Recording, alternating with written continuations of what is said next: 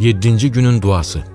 Allahım, mənə bu ayın orucunu tutmağa və ibadət edərək gecələrini oyaq qalmağa kömək et. Bu ayda məni günah və büdrəmələrdən uzaqlaşdır. Səni davamlı zikr etməyi mənim ruzim et.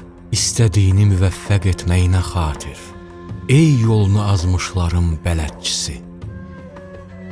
Bismillahirrahmanirrahim ve bihi nesta'in. Rabbi şrah li sadri ve yessir li emri ve hlul uqdeten min lisani yefqahu qavli. Allahümme a'inni fihi ala siyamihi ve qiyamih. Ve cennibni fihi min hafavatihi ve athamih. Varzuqni fihi zikreke bi davamih. Bitevfikike ya hadiyel muzillin. Allahın salamı olsun siz əziz, dəyərli, möhtərəm tamaşaçılarımıza.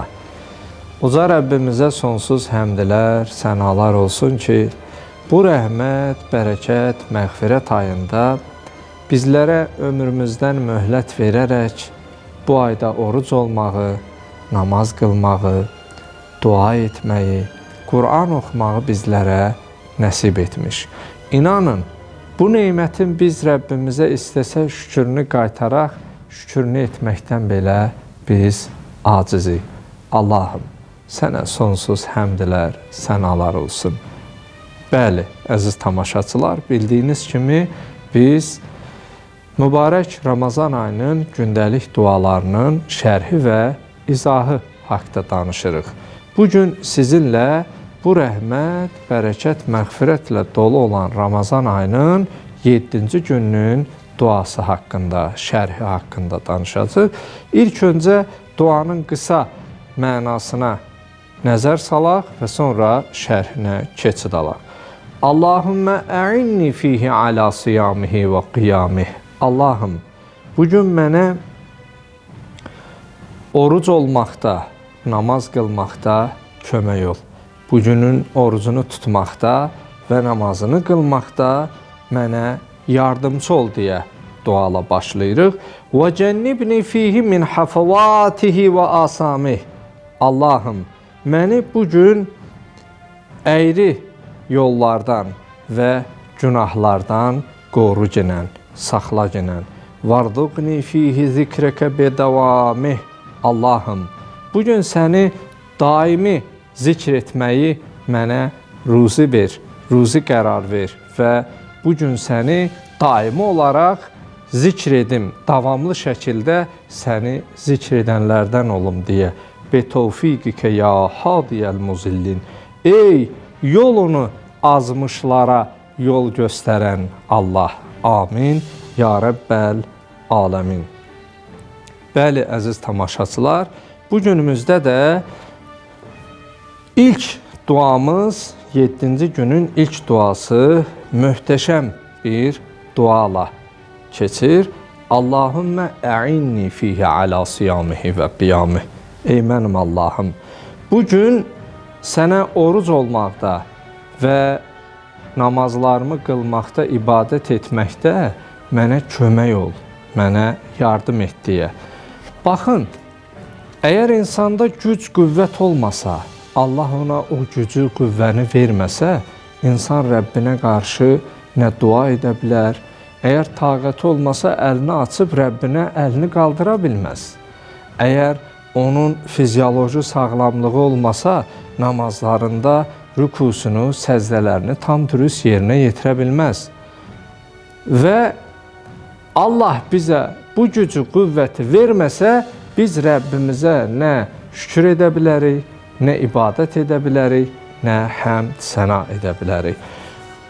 Və güc, qüvvət istəməkdən məqsəd, yəni etdiyimiz ibadəti ruhən, mənən yaşamağı bizə nəsib et deyə və bu işdə mənə yardımcı ol.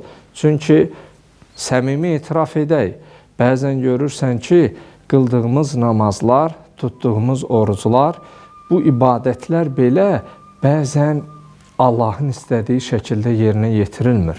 Namaz nərdivan təkidir, ona bənzədilir. Nərdivanla həm insan yuxarı qalxa bilər, həm aşağı inə bilər. Digər əməllər də ziyarət, həccə getmək insanı ucalda da bilər, amma bəzən görərsən ki, gedib gəldikdə dəyişə də bilər, fərqli ola da bilər. Ona görə biz bunu ruhən, mənən yaşamış olarıqsa, o zaman biz onun fərqinə varmış olarıq.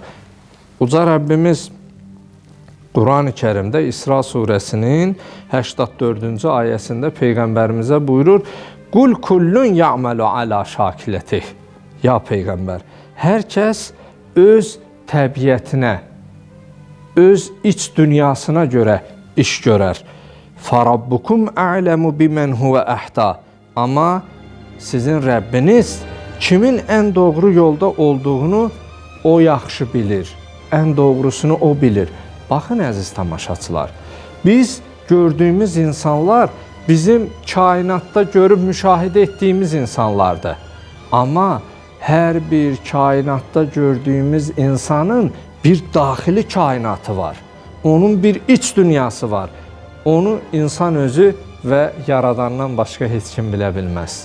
Biz içərimizdə elə sirlər daşıyırıq ki, nə atamıza, nə anamıza, nə bacımıza, nə qardaşımıza, canımız təki bizə doğma olan dostumuza belə demədiyimiz iç dünyamızda sirlərimiz var. Odur ki, bütün insanlar iç dünyasına görə işləri görərlər. Və burada da biz Allahımızdan duada istəyirik ki, Allahım, bugünün orucunu tutmaqda və namazını qılıb sən istədiyin kimi yerinə yetirməkdə mənə kömək ol, mənə yardımcı ol və məni pis işlərdən və xoşlamadığın işlərdən qoru deyərək Rəbbimizə dua edirik. İnsanın iç dünyası onun niyyətindən başlayır və əgər insanın niyyəti xalis olarsa, niyyətin xalisliyi onun əməlində özünü göstərər, büruzə verər. Peyğəmbərimiz salavatullah kəlamlarının birində buyurur ki, qala Rasulullah sallallahu aleyhi və aleyhi və səlləm, niyyətül mümin xeyrun min aməlihi. Müminin niyyəti onun əməlindən xeyirlidir. Yəni, insanın niyyətində riya ola bilməz. Bilirsinizmi? Riya əmələ keçəndə baş verir. Məsələn, ola bilər ki, sənin etdiyin əməl öz-özlüyündə yaxşı olsun, amma niyyətin onu korlasın. Necə ki, bala sirkə töküldükdə balı xarab edir, insanın əməli bal təki şirin, gözəl ola bilər. Amma sənin niyyətin bal təki şirin və gözəl olan əməlini zah edə bilər. Məsələn, Allah yolunda pul xərcləmək, məscidin təmir bərpa işlərinə əl yetirmək, xəstəxananın tikilməsi və məktəblərin, təhsil ocaqlarının tikilməsi, yolun, körpülərin salınması, yoxsul imkansız insanlara əl tutulması, bu təbii ki, alqışa, təqdirə layiq işdir. Amma burada sən özünü göstərmə və reklam xatirinə etmiş olsan, sənin bu niyyətin o gözəl əməli zay edir. Necə ki, bala sirkə dəydikdə o xarab olur deyə. Və burada müminin niyyəti onun əməlindən xeyirlidir deyə Peyğəmbərimizin buyurduğu kəlamda bu cür təhlil edilir ki, insanın niyyətində riya qatqı olmur, çünki özü ilə Allah arasındadır, amma onun əməlindəsə o təbii ki, riya etməsi ilə, qarşı tərəfə minnət vurması ilə, baş sərkisi etməsi ilə gözəl əməlini zay edə bilər. Bəli, günümüzün duasında çox möhtəşəm ifadədir. Allahım, bugünün orucunu tutmaqda, namazını qılmaqda mənə yardımcı ol. Məni pis işlərdən və günaha səbəb olan əməllərdən qoru və daimi səni zikr etməyi, xatırlatmağı, yad etməyi mənə nəsib et. Ey yolunu azmışlara yol göstərən Allah. Amin. Ya Rəbbəl Aləmin.